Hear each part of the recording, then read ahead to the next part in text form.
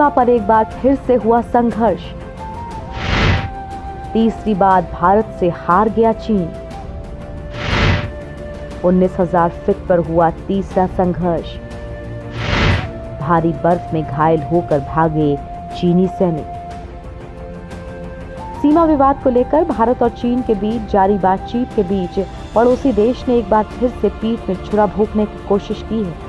हालांकि जमा देने वाली ठंड और 19,000 फीट की ऊंचाई पर डटे भारतीय सैनिकों की चौकसी ने चीन को करारा जवाब दिया है।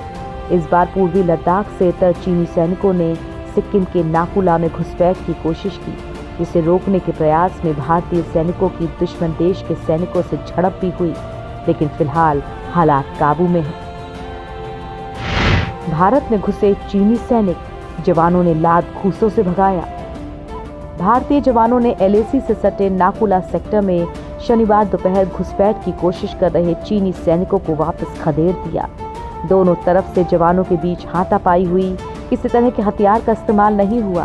भारतीय सेना ने इसे मामूली झड़प बताया है। जानकारी के मुताबिक शनिवार को सिक्किम के नाकुला सेक्टर में चीनी सेना ने LAC की यथास्थिति को बदलने की कोशिश की थी।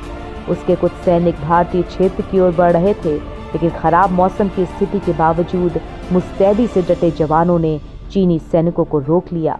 इस दौरान दोनों ओर से सैनिक आपस में भिड़ गए। फिलहाल स्थिति नियंत्रण में है। नाकुला सेक्टर काफी संवेदनशील इलाका। रक्षा सूत्रों के अनुसार स्थानीय फॉर्मेशन कमांडर स्तर पर मामले को उसी दिन सुलझा लिया गया था। बता दें कि नाकुला काफी संवेदनशील इलाका माना जाता है। इसका मतलब है कि इस क्षेत्र की संवेदनशीलता के चलते इस क्षेत्र में आपसी टकराव की स्थिति भी आ सकती है। इससे पहले पूर्वी लद्दाख के पेंगोंग तसो झील के पास पिछले साल 5 से 6 मई के मध्य रात को चीनी सैनिकों ने घुसपैठ की कोशिश की थी।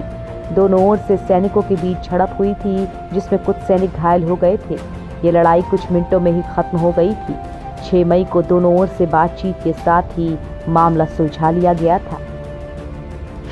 गर्मी आते ही दोनों ओर से बढ़ेगी पेट्रोलिंग। अधिकारियों का कहना है कि LAC को लेकर दोनों देशों के बीच अलग अलग धारणा के चलते यहां अक्सर झड़प हो जाती है। इसी समय दोनों ओर एरिया डोमिनेशन और पूर्व निरीक्षण होता है।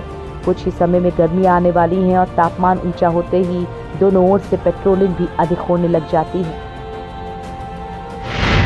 सिक्किम झड़प पर क्या बोला चीन? पिछले साल जून में पूर्वी लद्दाख की गलवान घाटी में हुई हिंसक झड़प के दौरान मारे गए अपने सैनिकों की संख्या छिपाने वाले चीन ने अब सिक्किम में हुई झड़प को भी ढांकने की कोशिश की है। भारतीय सेना की ओर से मामूली झड़प की पुष्टि के बावजूद चीन ने इस तरह की घटना से ही इनकार किया है। चीनी सरकार के मुखपत्र ग्लोबल टाइम्स ने सूत्रों के हवाले से ये दावा किया है।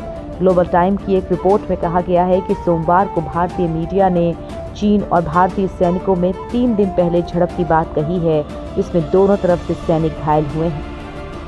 ग्लोबल टाइम्स के एक सूत्र ने बताया कि यह रिपोर्ट फेक है। पीपल्स लिबरेशन आर्मी के फ्रंटलाइन पेट्रोल लॉग्स में ऐसा कुछ भी दर्ज नहीं है। भारत से लगातार मुंह की खा रहा है चीन।